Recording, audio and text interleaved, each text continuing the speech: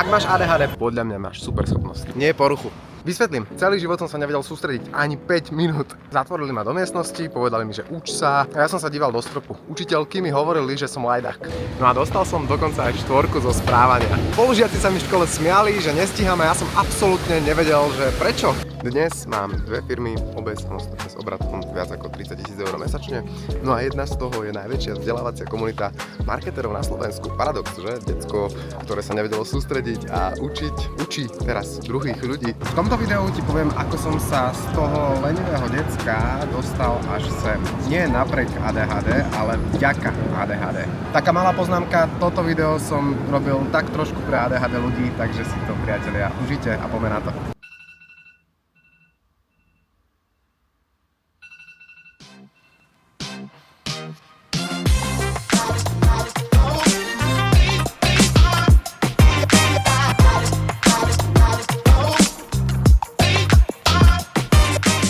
Začneme trošku osobnejšie. Vyrastal som v dvojizbovom byte, 4 ľudia, spálňa a obývačka. Ja, mamka, táto a babka. No a v tomto setupe som do 11 prakticky nikdy nespal sám. Spal som na posteli s rodičmi. No a chápeš, spal som s rodičmi preto, lebo sme proste nemali viac priestoru nikde. Sečteno, podtrženo, do 11 rokov som nikdy nebol v noci sám. Zároveň som bol dieťa, ktoré bolo každý rok aspoň raz v nemocnici. No a v 11, keď som bol v nemocnici so zápalom plúc, tak ma prvýkrát nechali bez mamky a bez otca. V noci spať samého, to som dovtedy nikdy nezažil.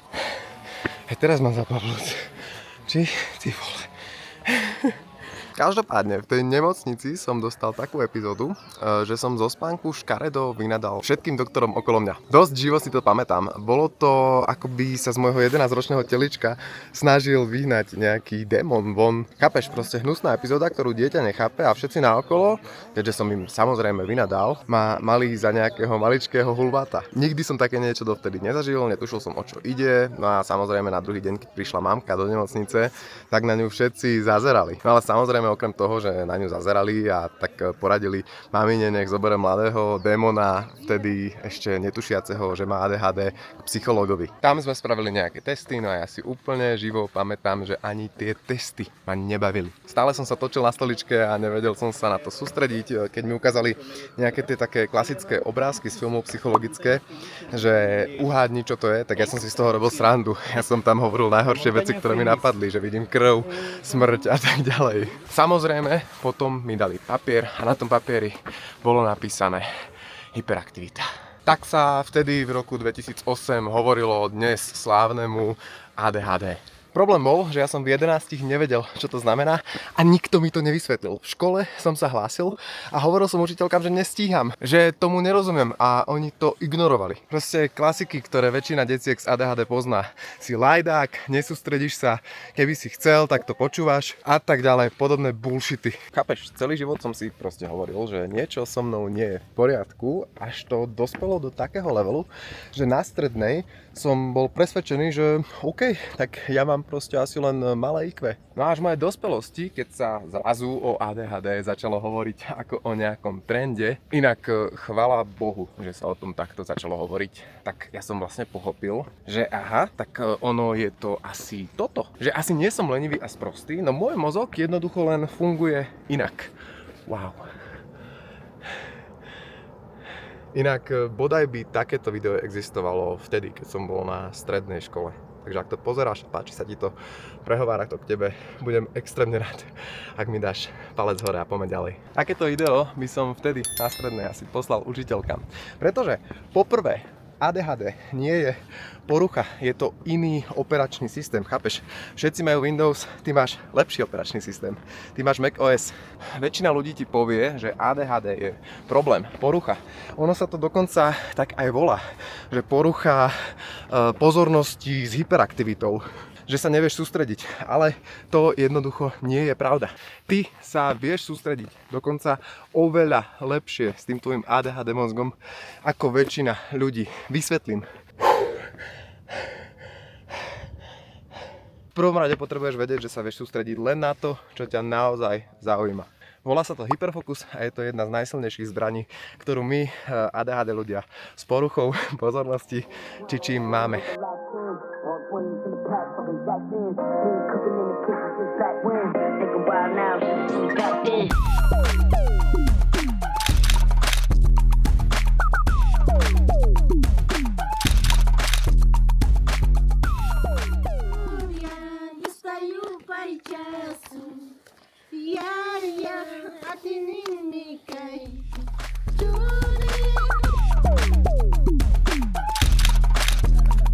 Michael Phelps, typek, má 28 olympijských medailí a z toho 23 je zlatých. Je to najúspešnejší olympionik v histórii ľudstva a zároveň typek s brutálnym ADHD. Diagnostikovali mu ho už v 6. triede na základnej škole a nevedel proste sedieť na mieste. Učiteľka tuším povedala jeho mame niečo také, že váš syn sa nikdy nebude vedieť sústrediť. No a potom Michael skočil do bazéna a dokázal sa hodiny denne sústrediť na jednu jedinú vec. Na plávanie. Pretože to bola tá jeho jedna vec, ktorej chcel byť dobrý, ktorá ho bavila. Povedal, prvýkrát v živote som sa vo vode cítil pod kontrolou. No a Michael Phelps nie je sám. Napríklad Richard Branson, zakladateľ Virginu, alebo Kamprad, zakladateľ IKEA, či Walt Disney. Všetci mali ADHD a všetci hovoria to isté. Ich najväčšia silná stránka bola kreativita, energia a schopnosť hyperfokusovať sa na to, v čo verili. Najnovší výskum z decembra 2025, myslím, ukázal, že dospelí, ktorí rozpoznali svoje silné stránky práve toho ADHD, mali lepšiu kvalitu života a menej problémov s duševným zdravím. Čiže prvý krok nie je, že opraviť sa. Prvý krok je pochopiť, čo máš ty a využiť to. A tu mám pre teba jeden skvelý tip, ak chceš vedieť, v čom si naozaj dobrý a kde sú tvoje silné a slabé stránky, odporúčam ti spraviť si tzv. Gallup test. Nemám s nimi absolútne žiadnu spoluprácu a nič z toho, že ti to hovorím, nemám, ale je to podľa mňa jeden z najlepších tipov, ktorý môžeš dostať takto zadarmo. Tento test odporúčam spraviť si a platím ho každému jednému členovi z môjho tímu. Proste keď vďaka Gallupu zistíš, kde sú tvoje silné stránky a kde máš zabrať, vtedy sa ti začne žiť, ako keby získaš taký návod pre svoj život. A to je podľa mňa, že extrémne cenné. A stojí to len nejakých 50 €. Len si daj prosím ťa pozor, pretože na internete je plno fejkových Gallup testov, takže link na ten oficiálny, originálny a jeden jediný Gallup test ti dávam sem dolu pod toto video. Ver mi, fakt to stojí za to, ako napríklad aj tento výhľad. Teraz pozor, toto je kľúčové. Klasický školský systém je totiž postavený na jednom princípe. A ten je zatvor sa do miestnosti a uč sa, tráp sa, proste sedíš za stolom, ticho, sám, 2 hodiny a potom sa ťa opýtajú, čo si sa naučil. Pre ADHD mozog je toto peklo. Nie preto, že si lenivý, ale preto, že tvoj mozog nereaguje na pozornosť tak, ako mozog väčšiny ľudí. Najnovší výskum, veľká štúdia na tuším vyše 5000 deťoch, zistila, že ADHD lieky nepôsobia na systém pozornosti, pôsobia na systém odmien a bdelosti a to sú úplne iné systémy. To znamená, že tvoj mozog nepotrebuje tichú miestnosť, potrebuje dôvod, prečo by sa mal sústrediť, potrebuje odmenu, potrebuje stimuláciu. No a presne preto ti klasické zatvor sa a uč sa nefunguje. Nie je to o nejakej disciplíne, je to o tom, že tvoj mozog jednoducho nevie, prečo by sa mal furt niečo učiť. Tak a teraz príde taký, podľa mňa, jeden z trikov, ktoré mi zmenili život a volá sa hyperstimulácia. To je niečo, čo robíme práve teraz.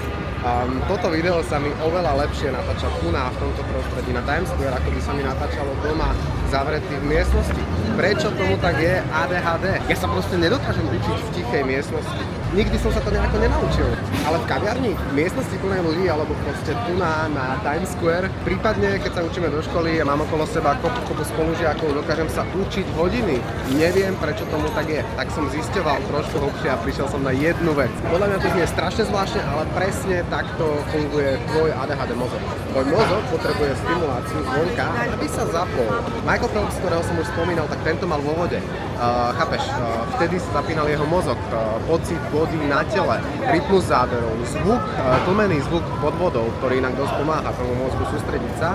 To bola jeho stimulácia a zrazu sa z dieťaťa, ktoré sa nevedelo sústrediť, stal najúspešnejší športovec na svete ever. Chápeš? Nájdi si svoj kaviareň, nájdi si svoj bazén, nájdi si svoj Times Square. To prostredie, kde sa tvoj mozog zapne a choď sa tam učiť. Nemusí to dávať zmysel ostatným, musí to fungovať tebe. Buď trošku divný v tomto, pretože si trošku špeciálna, ale v tom najlepšom slova zmysle. Na takomto mieste dokážem natočiť video za pár minút na jeden take. Doma by som sa trápil, pretože môj mozog by nemal toľko dopamínu, ako dostáva tu a tu sa paradoxne viem sústrediť len na jednu vec veľmi dobre. Inak, ak ti video dáva zmysel, hoď mi prosím ťa like, stojí ťa 0 sekúnd a mne to pomôže toto video dostať k podobným ľuďom, ako si ty, ktorí to práve teraz potrebujú počuť. Na teraz 4 techniky, ktoré mne naozaj fungujú. Toto nie sú moje nejaké vymyslené rady. Tieto techniky vychádzajú z kognitívno-behaviorálnej terapie, čo je jeden z najskúmanejších prístupov k ADHD. Klasická terapia, ktorú si určite počul spomínať tvojich kamošov miliónkrát. Výskumy na deťoch a dospelých totiž ukazujú, že systém odmien výrazne zlepšuje sústredenie a výkon pri ADHD ľuďom. Takže teraz neprichádzajú žiadne typy z Instagramu a motivácie, prichádza čistá neuroveda. Prvá vec, páruj príjemné s nepríjemným. To znamená, že ak máš robiť niečo, čo ťa nebaví, upratovanie administratívu alebo učenie sa, tak to spoj s niečím, čo ťa bude baviť. Chápeš, upratuj a počúvaj tvoj obľúbený podcast. Uč sa v kaviarni s dobrou kávou. Rob nudnú administratívu na terase, nie za stolom v kancelárii. Tvoj ADHD mozog funguje na odmeny. Daj mu tú odmenu za jeho sústredenosť. Rozumieš? Nastav si časovač na 15 minút a keď zazvoní, daj si pauzu, potom pôjdeš znova. Tretia taktika, skús zmeniť prostredie. Ale pozor, ak máš nepríjemnú úlohu, nerob ju za stolom. Rob ju na balkóne alebo v kaviarni, v parku. Príjemné prostredie totiž zmierňuje nepríjemný pocit z tej úlohy. Ale jedno pravidlo, a toto som sa naučil od Jamesa Cleara z knihy Atomic Habits. Nikdy nerob aktívne veci vo svojom pasívnom priestore. To znamená...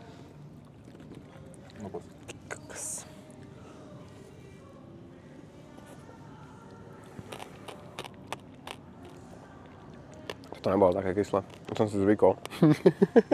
Neuč sa tam, kde spíš, alebo nerob prácu v posteli, chápeš? Tvoj mozog si to miesto spojí s prácou a potom tam nebudeš vedieť zaspať, alebo si to spojí so spánkom a nebudeš tam vedieť pracovať. Je to dvojsečná zbraň. Proste oddeluj priestory, postele na spánok, kaviareň na prácu, gauč potom na oddych. Rob si také záujmové zóny. Štvrtá taktika, rozlišuj, čo je naozaj dôležité. Pre ADHD mozog je toto extrémne dôležité.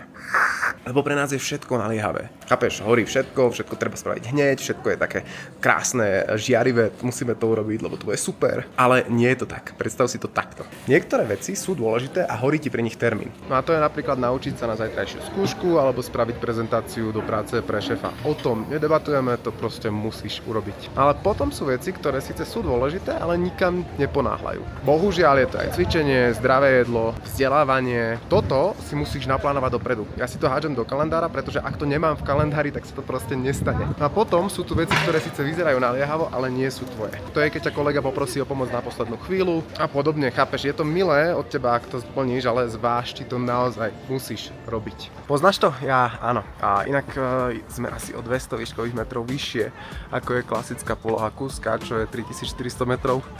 A je to strašné. Normálne to cítiš.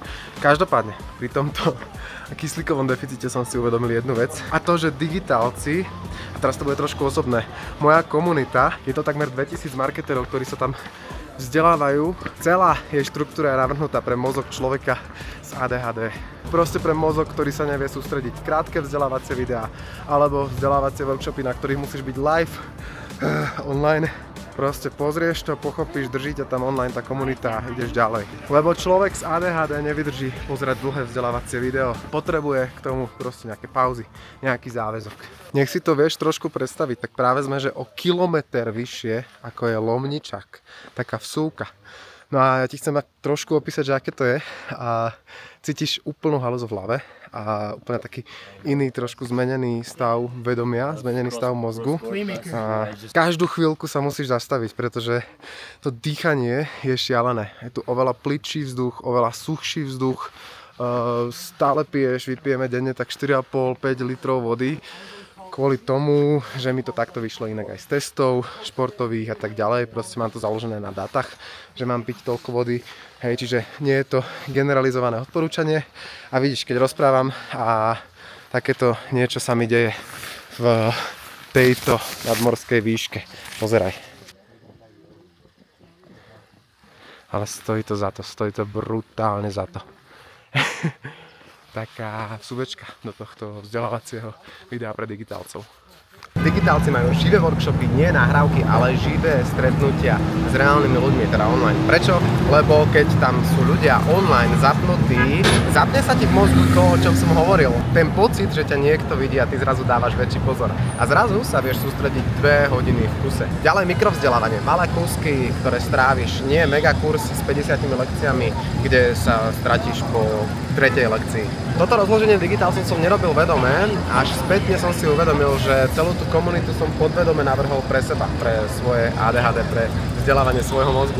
A potom som dostal správy od ľudí, ktorí mi písali: Rasťo, konečne niečo, kde vydržím, a pochopil som, že nás je viac. Na záver, prosím ťa, pochop, že ADHD nie je tvoja slabosť. Je to iný typ mozgu, lepší typ mozgu, ako majú ostatní. Máš proste mozog, ktorý sa nedokáže sústrediť na nudné veci, ale keď tvoj mozog nájde tú svoju vec, ten bazén, to Times Square, tú kaviareň, kde sa budeš vedieť sústrediť, alebo ten projekt, tú vášeň, do ktorého budeš vedieť vložiť celý svoj mozog, v tom momente sa tvoje sústredenie prepne na absolútne iný level, ako majú ostatní ľudia, ktorí nemajú tvoju superschopnosť, nemajú ADHD. Využi to vo svoj prospech. Chápeš? Michael Phelps, Richard Branson, Walt Disney, všetci mali ADHD a nikto z nich sa neprispôsobil systému. Prispôsobili si systém pre svoj vlastný mozog. Ty môžeš teraz spraviť to isté. Nájdi si prostredie, kde sa tvoj mozog zapne, použij krátke bloky, páruj nepríjemné s príjemným a prestaň sa za to ADHD hanbiť. Nemáš slabinu, máš superschopnosť. Je to proste tvoja najsilnejšia strana, len ju musíš začať vedieť Kurník Shopa používať a verím, že aj toto video ti v tom pomohlo. Ak to nepomohlo priamo tebe, ale poznáš niekoho, kto má ADHD a trápi sa s učením, pošli mu prosím ti toto video, alebo mu daj len komentár a like, ak ti pomohlo a prinieslo hodnotu, pretože takto dokáže priniesť hodnotu viacerým ľuďom, stovkam, desiatkam, tisícom ľudí. Hoď like, hoď komentár, zdieľaj to video. Možno pomôžeš práve niekomu, možno je to presne to, čo niekto potrebuje práve v tejto chvíli počuť. Vidíme sa pri ďalšom videu pre digitálne mašiny po lopate, bez bullshitu. Čaute. Na jeden hike. Ešte raz. Ako sa to prejavuje v bežnom živote? Chystali sme sa na hike, robili sme si jedlo. Raz to sa ponúkol, že urobí žemličky. Takže ich maximálne iba že prekrojil, zabudol na to a potom išiel robiť niečo iné úplne. Išiel si robiť tuším jogurt alebo niečo a tie žemličky tam zostali asi 20 minút obschýňať. Takže takto sa asi prejavuje to ADHD v bežnej praxi proste z jednej veci na druhú predtým, ako ju dokončí. Som iba tak pozeral, že takéto to je teda. Že čo robíš?